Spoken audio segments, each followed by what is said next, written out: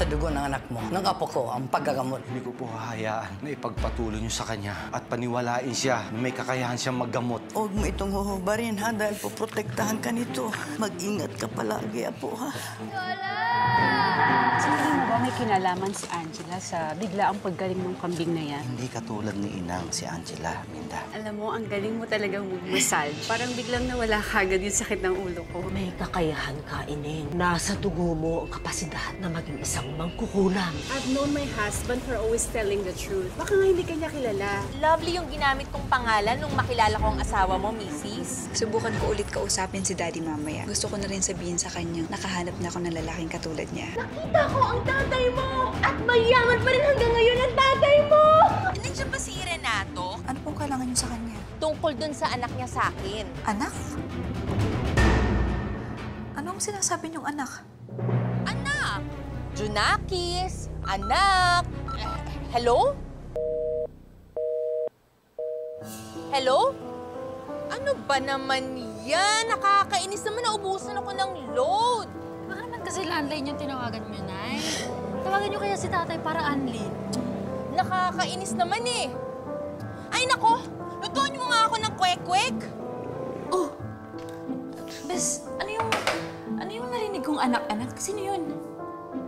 May tumawag na babae sa akin eh. May anak daw sila ni Daddy. Ano? Ibig mong sabihin may ibang babae sa Renato? Hindi. Imposible yun. Hindi magagawa ni Daddy yun sa amin. Eh, sino nga yung tumawag? Bes, alam ko na. Di ba ang dami ng mga scammers ngayon? Eh, yung tumatawag sila sa bahay mo, tapos sinasabi nila na aksidente yung parents mo, tapos pagkakaperahan ka nila. Bes, huwag kang mag-alala. Ano lang yun? Bagong modus lang siguro nila yun. Okay? Wala yun. Ewan ko ba? Pero iba yung pakiramdam ko doon sa sinabi ng babae eh. Ibinigay pa nga niya yung pangalan niya eh. Sabi niya, Sedes. Sedes? Eh, ikaw, Bes, kung hindi ka talaga mapakali, tawagan mo na lang yung daddy mo.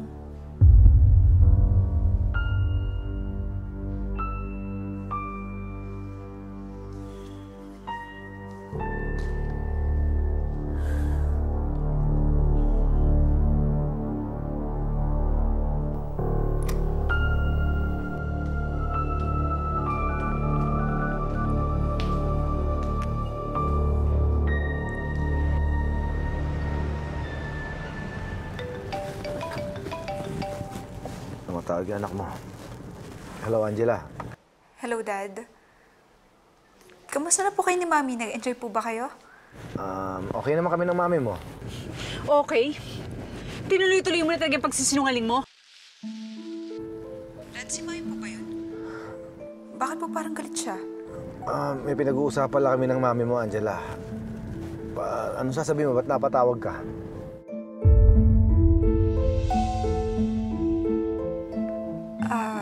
Dad, mamaya na lang pag-uwi niyo. Ingat po kayo ni Mami. Okay, sige. Minda, ano yung sinasabi mo pagsisinungaling? Pinarinig mo pa sa anak mo! Dahil hindi ka nagsasabi ng totoo, Renato. Ano ba? Sino ba si Sedes sa buhay mo? Parang may away sina Mami at Daddy. Bes, madali lang yan. Ano ka ba? Eh, di ba, sweet naman talaga sila sa isa't isa. Lagi pa nga silang magka-holding hands eh. O, ganito na lang. Mamaya, pag uwi nila, pag magkahawak kamay sila, edi, they're okay. Pero kapag medyo may distance, alam mo na yung sagot.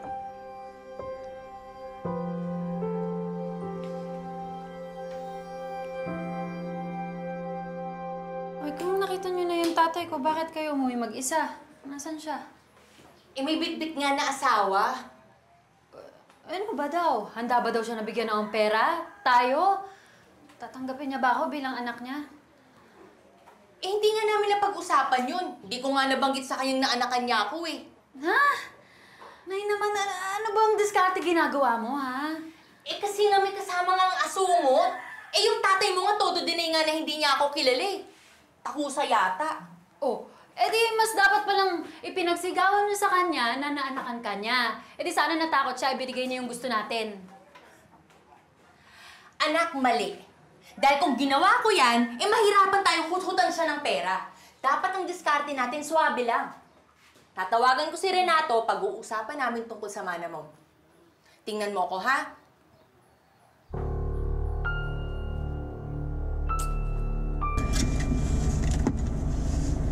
Kung hindi mo siya kilala, bakit pati si paring Bert kilala niya? At bakit alam niya ang palayaw mo?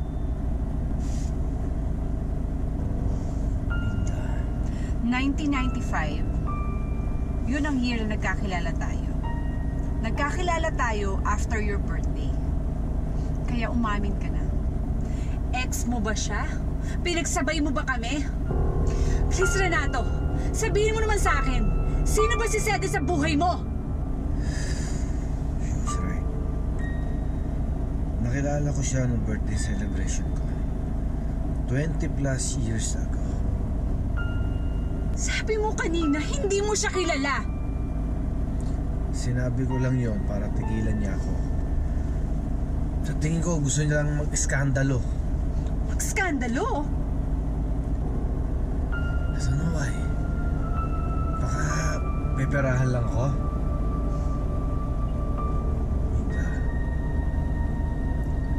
Yung gabing sinasabi niya, yun ang una at huling gabing nakita ko siya. Nandun lang siya kasi kasama siya ni paring Bert. Ayun, kaysa mag-isip ka pa ng kung ano-ano, sinisigurado ko sa'yo na walang nangyari sa amin.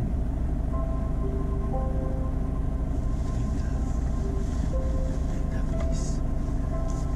Ikaw lang. Ikaw lang mag-iisa. Ikaw lang ang mahal ko.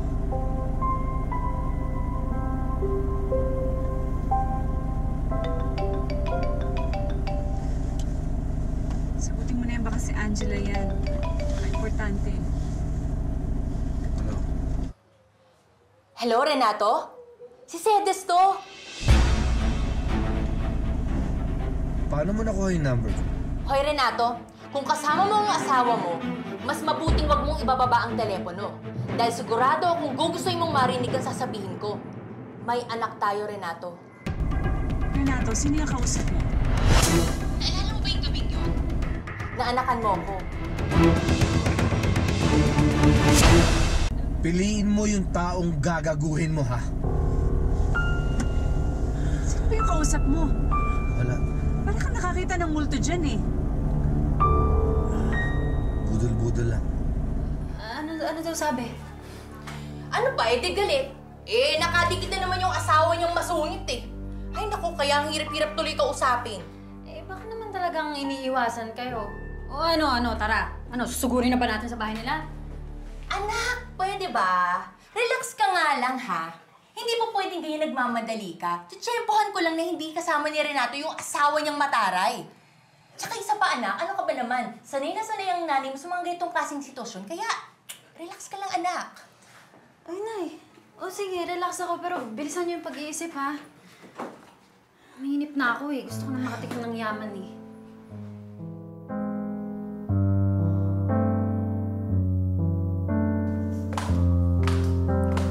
Mami, kamusta hulakad niyo? Nagutom mo ba kayo? Gusto niyong magpahanda ako ng pagkain kay Manang?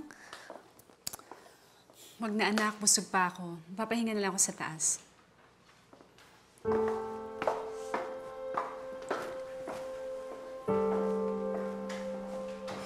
Dad. Okay lang po ba si Mami? Yeah, baka napagod lang sa biyahe. Nag-away po ba kayo kanina? Kami? Wala naman kaming dapat pag-awayan. Good night, anak. Dad. May tumawag palang babae dito kanina.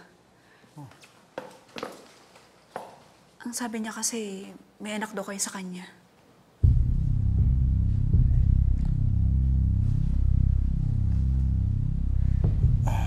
Ano ba sabi niya? Yun lang po kasi naputol yung tawag niya eh. Pero alam ko po, imposible yung sinasabi niya. Wala po kayong anak sa ibang babae. Dahil alam ko pong hindi niyo kami magagawang saktan ni Mami.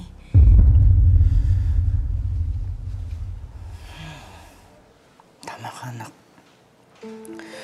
Hindi ko magagawa sa inyo ng mami mo yun.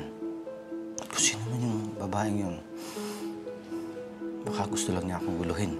Tayo. Sana lang kasing understanding mo, mami mo. Ano, anak, kung kami ang world's greatest parents para sa'yo, ikaw naman ang world's greatest daughter para sa akin.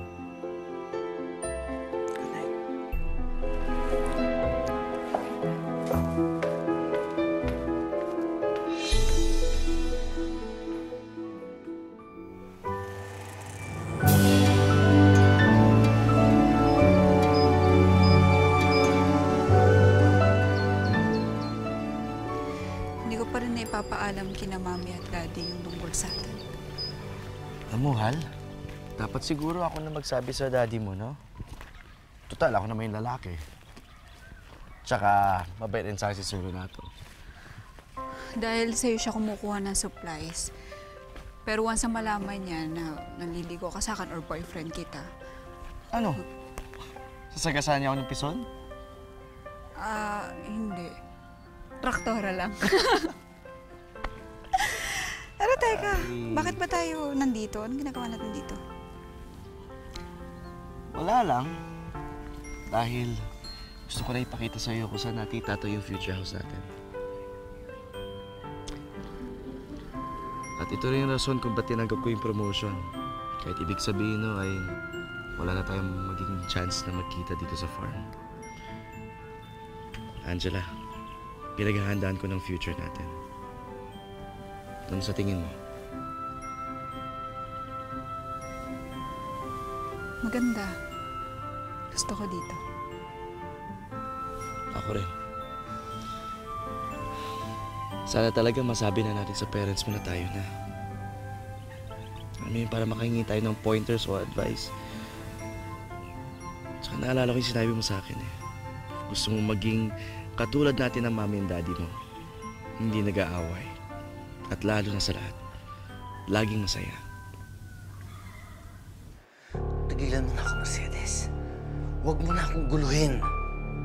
Eh, simple lang naman ang request ko sa'yo, Renato. Kung gusto mong tantanan kita, eh di panagutan mo ang anak mo sa akin.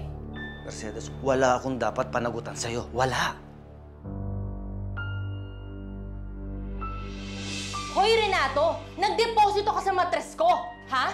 Kaya ngayon, patong-patong ng interest nun. At kung gusto mong i-withdraw ang pananagutan mo, eh di magbayad ka!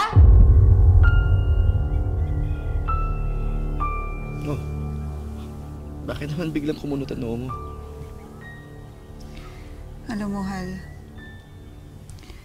tingin ko may matinding away sina Mami at Daddy.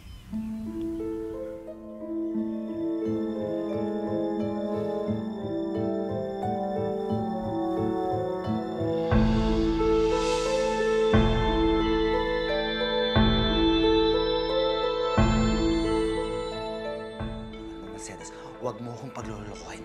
Hindi ako nagkaanak sa'yo. Kapag hindi ka tumigil, ipapupulis kita. Hindi ako nagkaanak sa'yo. Kaya tigilan mo na ako. Renato!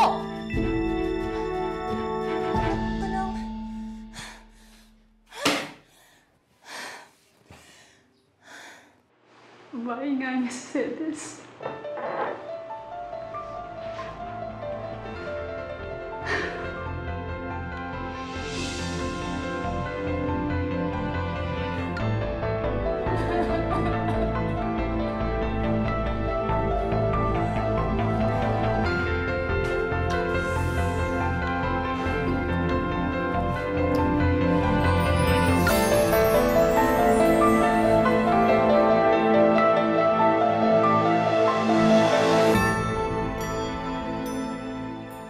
Kinumpirma naman ng daddy mo na prank caller yung tumawag sa inyo. At saka kung may problema sila ng mami mo, sigurado naman ako sasabihin niya agad yun sa'yo. Pero paano na yung sitwasyon natin? Ang sabi mo, kailangan na nating umamin sa kanila. Dahil malapit ka nang hindi makapunta dito sa farm. Siguro. Mag-isip muna tayo ng ibang paraan kung paano tayo magkikita. Huwag muna tayo sumabay sa parents mo. Baka marong timingan pa tayo, sabihin sa'yo makipag-break sa akin. Ano ka ba? Kung ano-ano iniisip mo. Hindi ako makipag-break sa'yo, ah.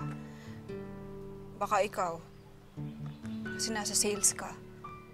Tapos kung saan-saan ka pa napupunta. Nako, kahit saan ako mapunta, walang ibang pwedeng pumalit sa'yo sa puso ko. Ikaw lang dito. Oh, sweet. Tama na nga itong biruan natin. Sige na. Magtrabaho ka na. Makarami ka dito. Nang chicks? Sira.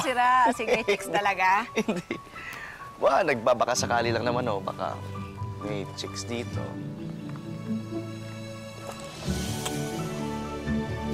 Ano ka ba? Bakit?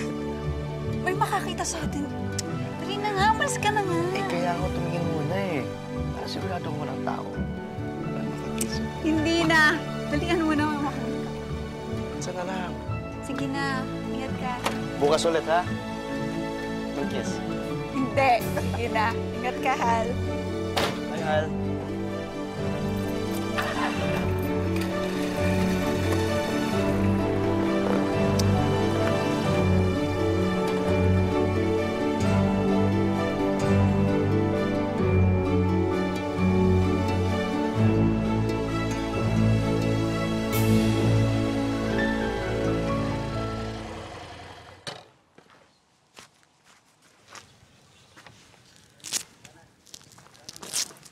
Miss, pwede ba magtanong? Kasi naliligaw ako eh. Pwede ba turo mo saan yung daan? Papunta saan? Papunta sa puso mo. Oh, tingnan mo. Napatahawa kita. Sorry, I'm taken. Taken for granted? Kung pupunta ka sa bayan, mali itong pinasok mo dahil private property to. Ayan ang daan na diretsuhin mo. Bakit pambilis umainis, miss? Meron ka sigurong dalaw, no?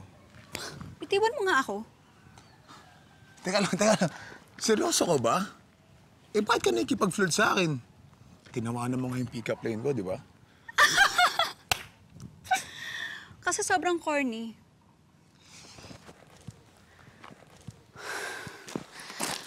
Ano? Bakit ba sobrang taray mo? Siguro, kulang ka lang sa dilig mo.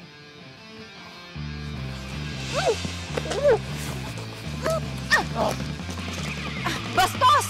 Mari ka pa. I'm sure nagustuhan mo. God! Teka lang! Umalis ka na kasi!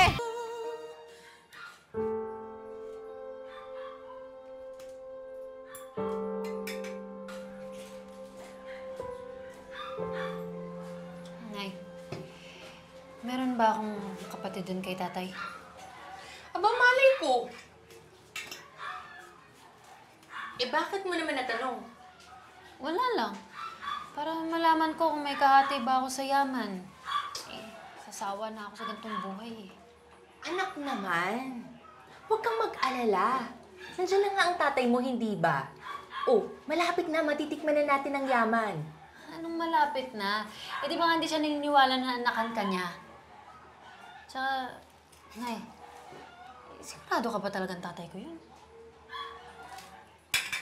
Oo naman, sigurado. Sige, kung sigurado man pala, di oras na para magpakilala ako sa kanya. Anak, hindi ka pwedeng basta-basta sumugod na lang kay Renato. Uy, kakasabi niyo nga lang na siguradong sigurado kayo na anak niya ako. Oo nga, ako, sigurado siya, in denial pa. Saka isa pa, tatanggi yun kapag papairali mo yung katarayan mo. Sige. Ano bang dapat kong gawin para tanggapin niya ako bilang anak?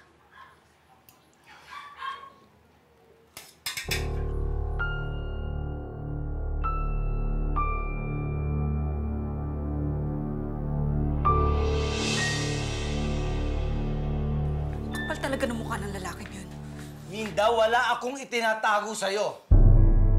Kaya pwede ba, huwag na natin pag-usapan to? At pwede rin ba, huwag mo maikwento kay Angela? Bakit ko ikukwento sa anak mo na nakita natin ang babae mo? Ha? At ngayon, tinatawagan ka pa rin niya? Hindi ko babae si Mercedes! Bakit ba ayaw mo akong paniwalaan? Gusto ko, Renato! Gusto kong maniwala sa'yo! Dahil yun ang inuutos ng puso ko! Pero iba ang sinasabi ng isip ko! Kung nagawa mo itagi sa akin na hindi mo siya kilala, na may nangyari sa inyo noon! Wala nga nangyari sa amin! Ilang beses ko ulit-ulitin sa'yo na walang nangyari sa amin! Renato!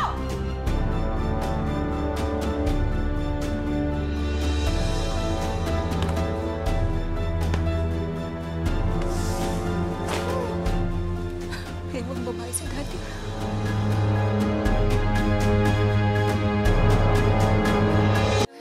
Tana. Alam mo, ngayon ko lang nakita nag-away ng ganito sina Mami at Daddy. Hal, mag-asawa sila, kaya normal lang magtalo at mag-away sila. Iba to, Gerald. Hindi ito simpleng away lang. Alam mo, tingin ko may kinalaman talaga yung pagtawag ng babae yun sa bahay ng isang gabi. Na may anak sila ni Daddy. Pero narinig mo naman ang daddy mo, di ba? Sabi niya sa'yo, wala siyang ibang babae. Akala ko ba para sa'yo perfectong tao si Sir Renato? Hindi ka ba naniniwala sa kanya? Naniniwala. Kaya lang iba tong nararamdaman ko eh. Pakiramdam ko simula pa lang ito ng matinding away ni na Mami at Daddy. Hindi yan. Hindi yan.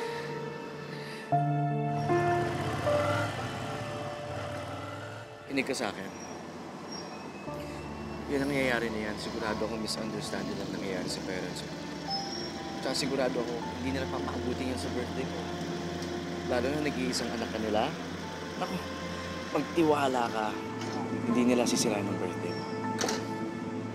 Mas mahal na.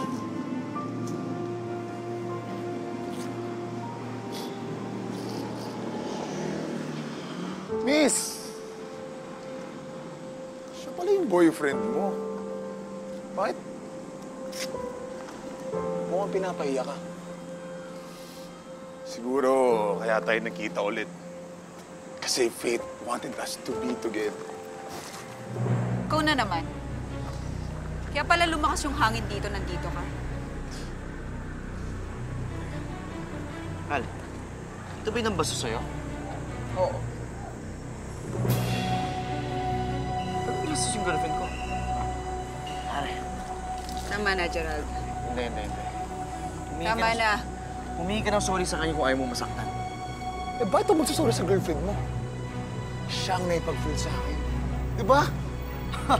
Sira ulo ka pala. Gerald, tama na! Ano ba? Gerald! Tama na! Ano ba? Gerald!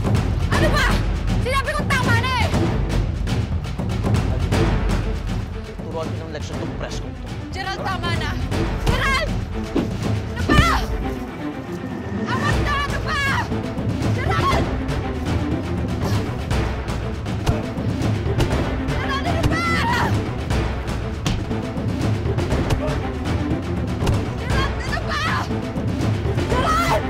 Ano ba? Tama na! Tumigil na kayo! Miss, ito na lang. Kunin mo yung number ko. Tapos pag nag-break na kayo ng boyfriend mo, text mo ako agad. Ha? Tarantado ka, gusto mo gulpin ba kita? Huwag na. Ikaw ang dehado kapag pinatulan mo pa yan. Gagamutin ko na lang yung galos mo. Tara na. Mais ka!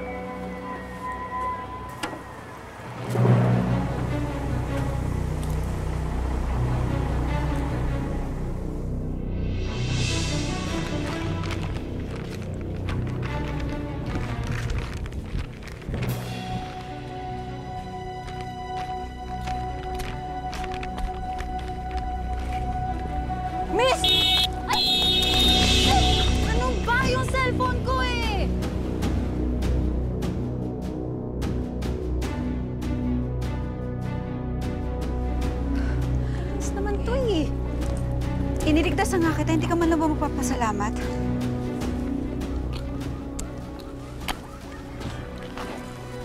Mukhang hindi naman nasira yung cellphone mo.